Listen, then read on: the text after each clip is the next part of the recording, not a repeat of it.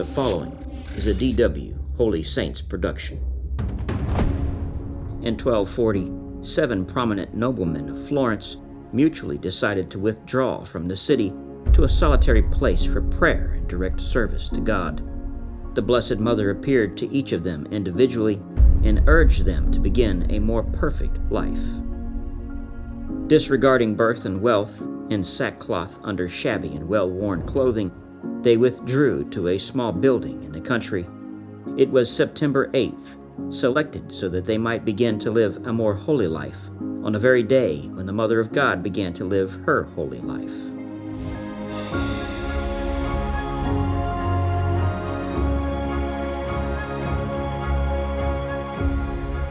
Seven wealthy, well-known cloth merchants lived in Florence, Italy in the mid-13th century.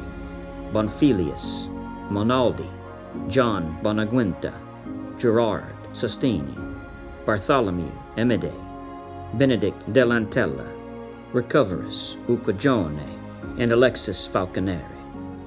These 7 men decided to withdraw from the city to lead lives of prayer and penance. At the time, Florence was a bustling city wrought with conflicts due to competition between the noble rulers and the populists who sought to govern by the will of the people. Florence's economy was also booming due to the new merchant class whose financial worth was counted in coins rather than in the amount of land and servants they possessed. Within this context, these 7 holy men of Florence desired an escape from the lust for money and power and from the conflict that continued to grow. It took great courage for these men to leave their prosperous businesses and live a life of prayer and penance. They had been leaders in society, so their decision to change their way of living caused a stir and inspired others to rethink their values and make some changes in their lives. The aim of these 7 men were to lead a life of penance and prayer, but they soon found themselves disturbed by constant visitors from Florence. They next withdrew to the deserted slopes of Mount Senario. In 1244, under the direction of St. Peter of Verona, this small group adopted a religious habit similar to the Dominican habit, choosing to live under the rule of St. Augustine and adopting the name of the Servants of Mary, or Servites. The new order took a form more like that of the mendicant friars than that of the older monastic orders. Community members combined monastic life and active ministry. In the monastery, they led a life of prayer, work, and silence, while in the active apostolate, they engaged in parochial work, teaching, preaching, and other ministerial activities. Alexis Falconeri, with humility, traversed, as a mendicant, in quest of alms for his brethren, the streets of the city through which he had previously moved as a prominent citizen.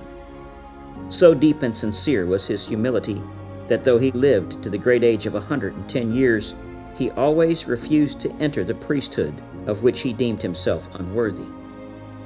His duties were confined principally to the material needs of the various communities in which he lived.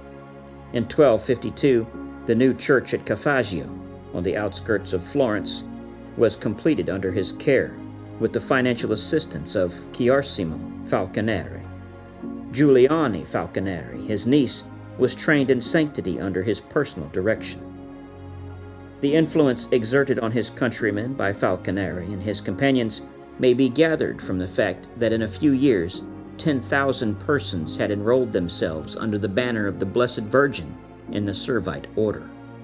When their order was finally approved, Alexis was the only founder still living. He died in Monte Senario at about 110 years of age on February 17, 1310. His shrine and entombed body is near the Church of the Santissima Annunziata. Clement XI declared Falconeri worthy of the veneration of the faithful on December 1, 1717, and accorded the same honor to his 6 companions on July 3, 1725. Members of the community came to the United States from Austria in 1852 and settled in New York and later in Philadelphia and Wisconsin.